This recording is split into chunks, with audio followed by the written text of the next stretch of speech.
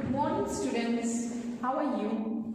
So today also you have to write division in your English notebook in a margin line. और heading आपको 4 lines में लिखना है.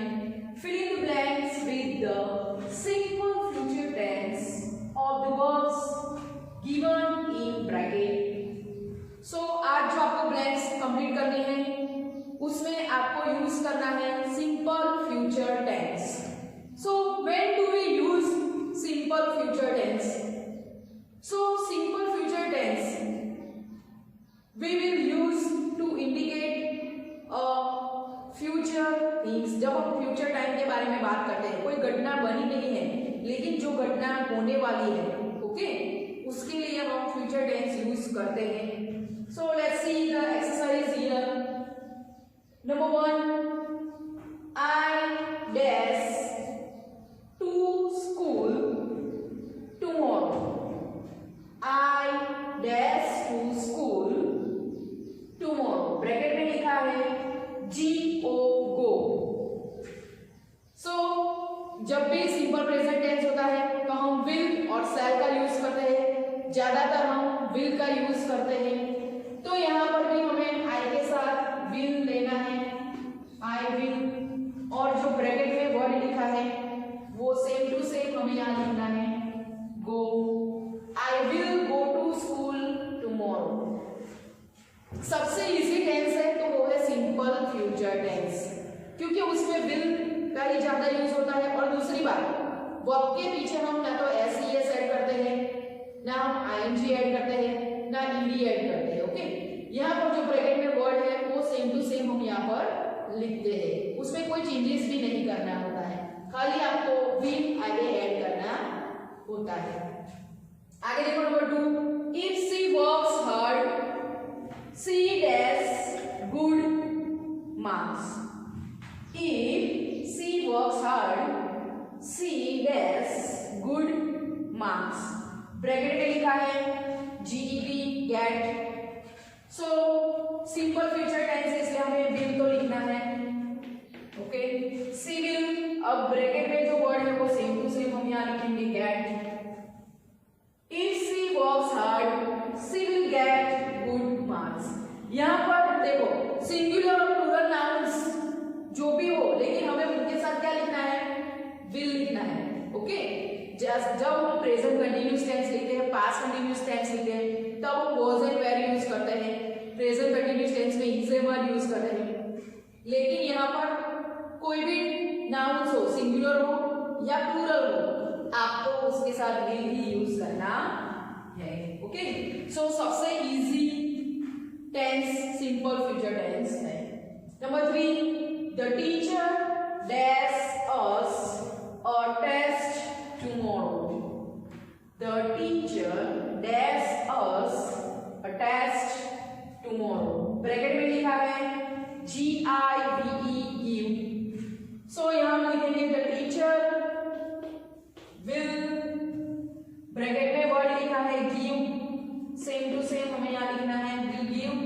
The teacher will give a test tomorrow. And one thing you have to remember कि जब भी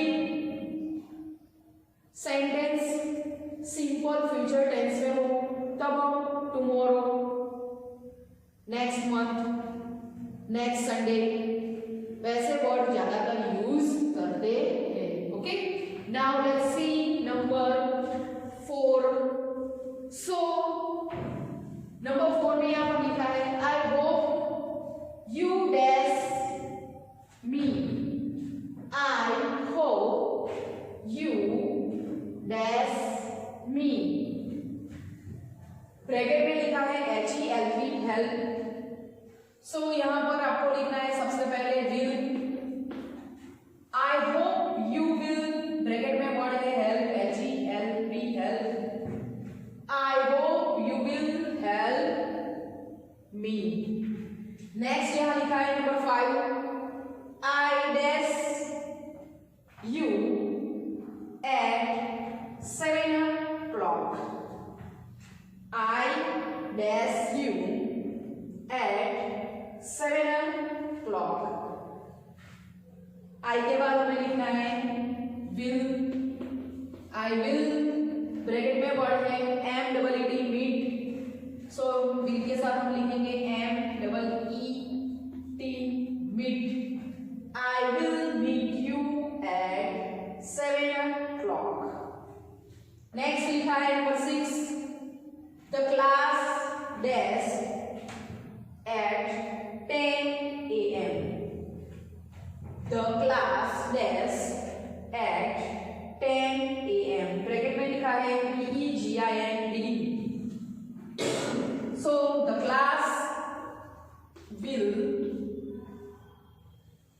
bracket में word है BEGIN begin, so यहाँ हमने लिखा begin। The class will begin at 10 a.m. Next आगे देखो number 7, if you eat too much, if you eat too much candy you dash sick, you dash sick, bracket में लिखा है FEEL fill। So if you eat too much candy you will, bracket में लिखा है FEEL fill, यहाँ हमने लिखा fill sick। So if you eat too much candy you will feel sick। Next देखो number 8, Jaya dash to class early tomorrow, Jaya dash to class early tomorrow, bracket में लिखा है COME कम।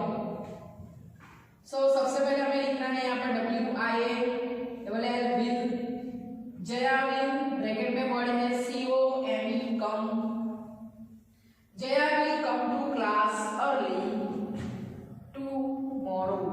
ओके, नेक्स्ट नंबर 9, you dash the work before I arrive, you dash the work before I arrive, bracket में लिखा है finish।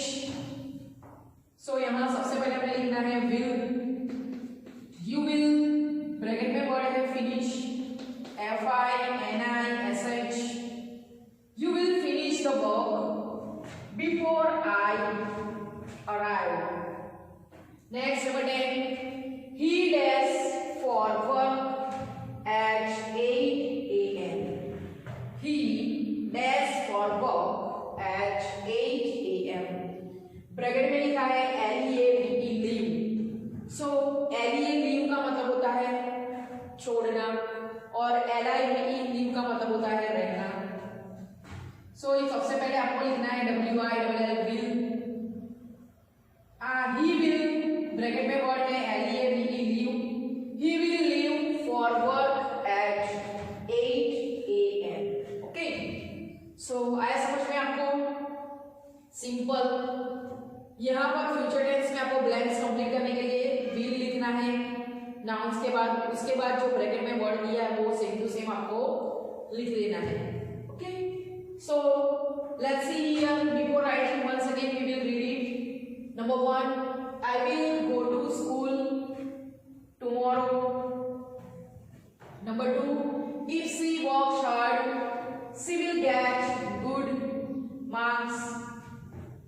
Number 3, the teacher will give us a test tomorrow।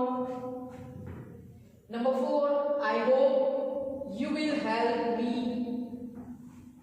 Number 5, I will meet you at 7 o'clock। Number 6, the class will begin at 10 a.m. Number 7, if you eat too much candy you will feel sick। Number 8, Jaya will come to class early tomorrow। Number 9, you will finish the work before I arrive। Number 10, he will leave for work at 8 a.m. Okay, so आपको सारी blanks आपकी English की notebook में अच्छे writing से। Now let's see here another exercise of grammar. Circle the adverbs in the following sentences and write what type of adverbs they are. So यहाँ पर जो एक्सरसाइज है उसमें आपको एडवर्ब है उसे फाइंड आउट करना है और उसके ऊपर सर्कल करना है। उसके बाद वो कौन सा एडवर्ब है वो आपको लिखना है। एडवर्ब ऑफ टाइम है, एडवर्ब ऑफ प्लेस है, एडवर्ब ऑफ मैनर है या एडवर्ब ऑफ फ्रीक्वेंसी है। Okay, you have already learn about that किसे कौन सा एडवर्ब हम कहते हैं, but again we will revise it. Adverb of time, so adverb of time में कब क्या कहते हैं हम कि घटना कब, when the action is done, घटना कब बनी थी, यस्टरडे, फिर यस्टरडे, देन लास्ट मंथ, कब कौन से टाइम पे, तो it shows us when the action is done. And adverb of place, तो it shows us where the action is done, कौन सी जगह पे जो क्रिया है जो घटना है वो बनी थी। And adverb of manner means how the action is done, मतलब जो क्रिया है वो कैसे हुई थी।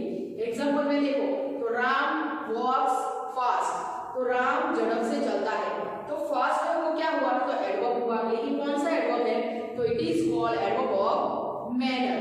प्रिया राइट्स स्लोली, प्रिया लिखती है लेकिन कैसे लिखती है, तो स्लोली लिखती है, तो स्लोली क्या हुआ, तो एडवर्ब हुआ। कौन सा एडवर्ब है, तो adverb of manner. Okay, so I have never visited my uncle's house, तो नेवर जो वर्ड है वो क्या है, तो एडवर्ब है, लेकिन कौन सा है वो, तो it is called adverb of frequency. Okay, so आज जो एक्सरसाइज करनी है हमें वो इसी के रिलेटेड है। Let's see here, she is standing outside, she is standing outside. तो ये सेंटेंस के अंदर पहले तो हमें आइडेंटिफाई करना है कि एडवर्ब कौन सा है। तो यहाँ पर हमारा एडवर्ब है outside, so we have to circle on it. Outside, लेकिन कौन सा एडवर्ब है ये, तो outside means it shows us place, तो यहाँ हमें लिखना है ADVERBS adverbs of place. Okay, next, my sister speaks slowly, my sister speaks slowly, तो ये सेंटेंस के अंदर एडवर्ब है हमारा स्लोली। तो स्लोली कौन सा एडवर्ब है, तो स्लोली है adverbs ADVERBS adverbs of manner, MANNER manner. Next है number 3, I often visit my uncle's house, I often visit my uncle's house, तो ये सेंटेंस में ऑफन जो है वो एडवर्ब है, लेकिन वो कौन सा एडवर्ब है, तो एडवर्ब ऑफ फ्रीक्वेंसी। तो यहाँ आपको लिखना है ADVERBS adverbs of frequency, FREQUENCY frequency, adverbs of frequency. Number 4, I drink milk in the morning, I drink milk in the morning. So ये सेंटेंस के अंदर एडवर्ब कौन सा है हमारा, तो ये सेंटेंस के हमारा एडवर्ब है मॉर्निंग टाइम। ओके, सो मॉर्निंग मतलब क्या हमें दिखाता है, तो इट शोस अस टाइम, तो यहाँ पे लिखना है ADVERBS adverbs of time, TIME time. Okay, number 5, my father comes home in the evening, तो मेरे पापा जो है वो शाम को घर आते हैं, तो यहाँ पर हमें टाइम दिया है इन द इवनिंग, तो इन द इवनिंग क्या है, तो वो है एडवर्ब्स। ओके, इवनिंग, सो यहाँ पर हमें लिखना है again adverb ADVERBS adverbs of time, TIME time. Okay, next आगे देखो यहाँ पर, it is raining heavily, it is raining heavily, so ये सेंटेंस के अंदर एडवर्ब है हमारा हैवीली। हैवीली कौन सा एडवर्ब है, तो it is called ADVERBS adverbs of manner, MANNER manner. Next है I hurt my knee yesterday, I hurt my knee yesterday, तो यस्टरडे क्या है, तो एडवर्ब है, कौन सा एडवर्ब है, तो ये यस्टरडे मतलब वो टाइम दिया है हमें। ओके, तो यहाँ लिखना है हमें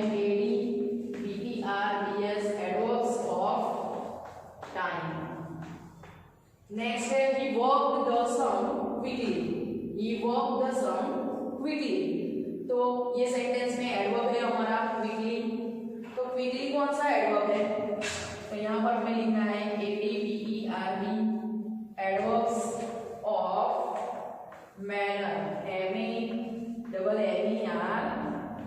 manner.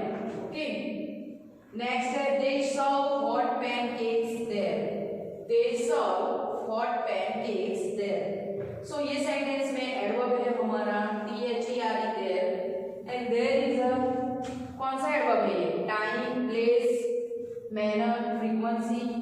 So it is called ADVERBS, adverbs of place, PLACE।